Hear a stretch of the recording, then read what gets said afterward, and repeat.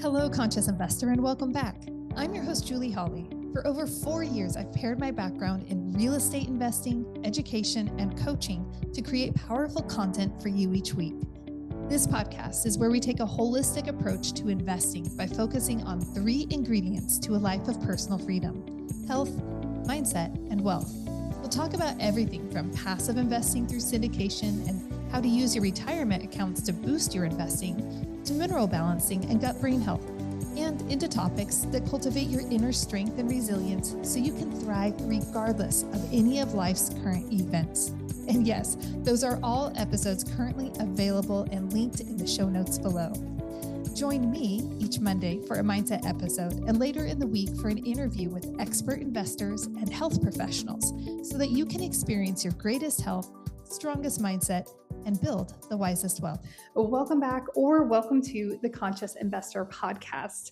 I'm so excited that you are here today with me. It is Monday, and this is our day to have a conversation, you and I, about mindset. I look forward to Thursday when we'll have an amazing guest interview. But today, it's us. And we're going to be talking about something that honestly feels a little bit tender to me.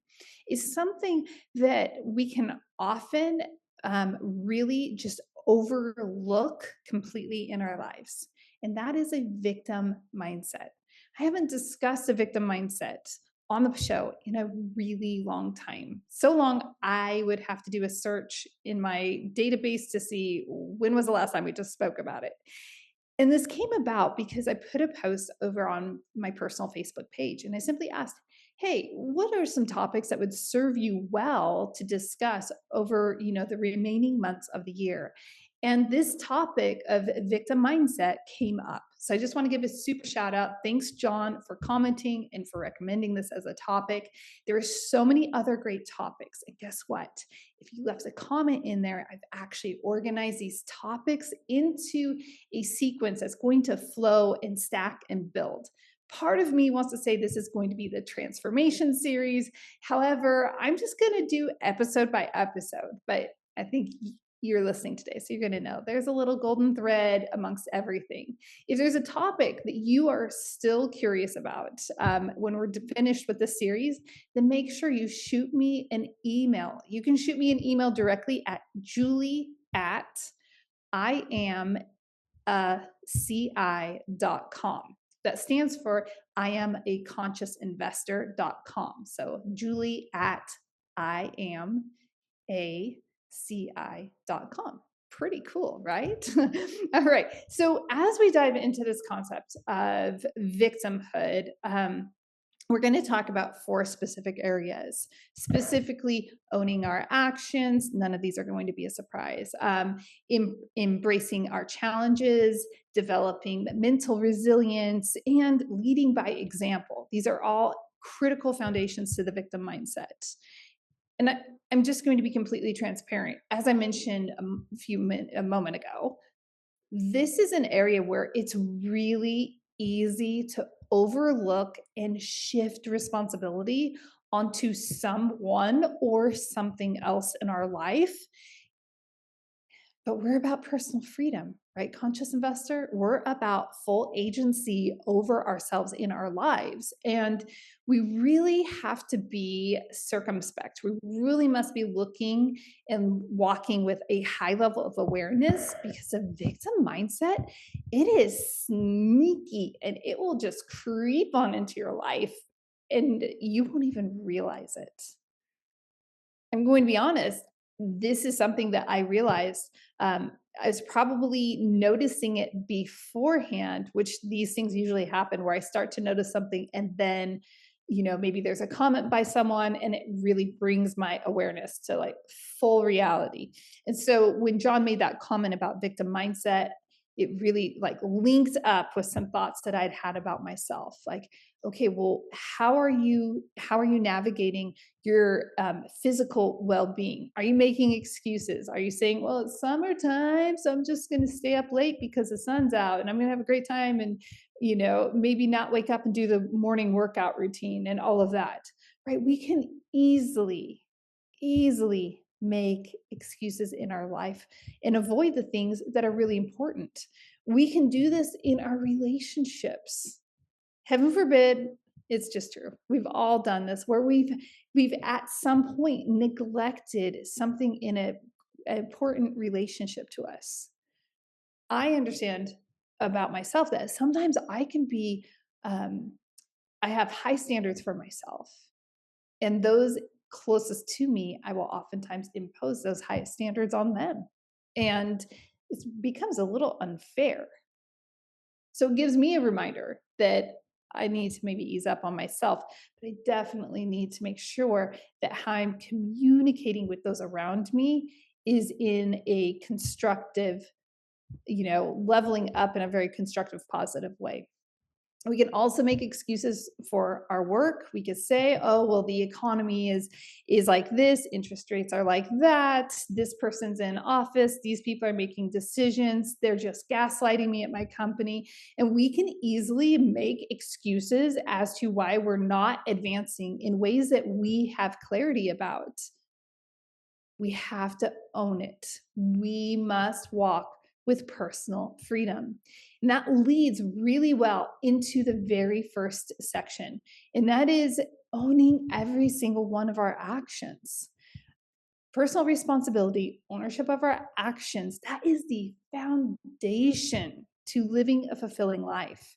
We need to take ownership of all of our choices, our actions, and the outcomes. A lot of times we will say consequences. And remember, consequences can be good and consequences can be uncomfortable. Dare we even say bad? And so we have to take ownership over how these things work out. There's a quote I have here pulled up from Marcus Aurelius. I love his work. If you haven't read Meditations, pick up a copy. If it seems intimidating, if you pick up any of Ryan Holiday's works, you will find plenty of Marcus Aurelius spread and woven throughout. But he says, waste no more time arguing about what a good man should be one. Yeah. So a lot of times when we're trying to own our actions, we're so busy hemming and hawing and talking that we're not actually taking action and showing by example and saying, no, this is how I want my life to be. And nothing is going to get in the way of my life being that way. We have full agency over our life. And for those of us who live in the freedom that we are blessed and privileged with here in the United States of America, we really don't have an excuse to not be taking action towards the things that we are convicted and compelled to take action upon. For most of us, I personally don't have any friends where their lives are being threatened. And I'm sure that can happen. I don't think that that's a common thing where our actual lives are being threatened. That does happen in other countries because we're pursuing something that we're called to do. So we really need to be saying, why am I making excuses? And why would I allow myself to make excuses and to go through these motions in life that don't align with who I am? Here's a little bonus on this. And that is that when we are not making choices that are in alignment with us, we're no longer congruent. And if we are not congruent, oh my gosh, it's an energy suck. It will pull and drain all of the energy out of you. So if you are feeling a little more exhausted than usual, if you're feeling depleted, start looking at or start asking yourself the question, am I making excuses somewhere in my life? Am I somehow being a victim? Am I somehow not making a decision and not living congruent to what I believe? Absolutely critical. This goes into our next section, which is embracing the challenges. And this is going to happen. Sometimes our challenges are a byproduct of choices and decisions that we've made.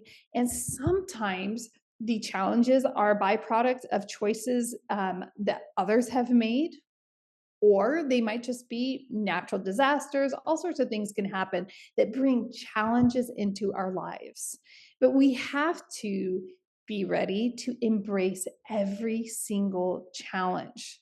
Now, here's one challenge that some people bring into their lives that you can eliminate right now, and you can free up so much bandwidth. More than likely, you have this going on in at least one part of your life. And that is in the back of your mind thinking, well, what will people think if I do this? So often we are our greatest barrier. We are our greatest challenge because we're so busy thinking about what other people might think about what we are saying or what we are doing or what we're producing. And so we have this dialogue taking place. Again, it's another one of those energy suck, energy drains that we can easily eradicate.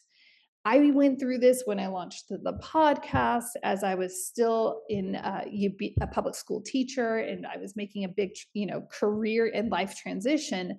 And it was a matter of, oh, do I talk about this? What are they going to say? Oh, you're a podcaster. Oh, good for you. I thought I was going to get mocked or ridiculed by friends, family, colleagues, whatever. I built this whole story up in my mind about what might happen, what people might say, think, or do towards me. Guess what? Our imaginations are so powerful, and we create that greater challenge in our life just by allowing this dialogue. Cut that dialogue out of your life, free up your mental space, and just know, hey, whatever happens, I know that, and conscious investor, this is important to me, but I know I want to be vertically aligned. I want to be aligned with God. If I know that, man, Team God and I, we're in line, cool, let's go, game on. We have to make sure that the challenges that we're inviting into our life are not because we're looking at the horizontal playing field, because we can become so obstructed by that. We can be so blinded by that we actually increase the number of challenges that we are bringing into our life. So I want to encourage you, cut that mental